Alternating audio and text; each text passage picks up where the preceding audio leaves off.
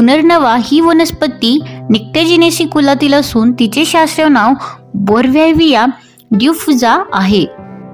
गुलबक्षी व बुगनविलिया वनस्पतीही याच कुलातील आहेत. भारतात बोरव्हॅव्हिया प्रजातीच्या 6 जाती आढळतात. पुनर्नवा ही बहुवर्षायू वनस्पती कोठेही तणासारखी वाढत असून भारतात तिचा प्रसार सर्वत्र झालेला आहे. आशिया, आफ्रिका आणि अमेरिका या खंडांमध्ये पुनर्नवा तिचा प्रसार झालेला दिसून येतो. बऱ्याचदा रस्त्याच्या कडेला किंवा रानावनात ती मुक्तपणे वाढलेली आढळते. पुनर्नवा वनस्पती जमिनीवर पसरत वाढते. ती 10 ते 15 सेंटीमीटर उंच वाढत असून तिला अनेक फांद्या फुटतात. पाने साधी व समोरासमोर असतात.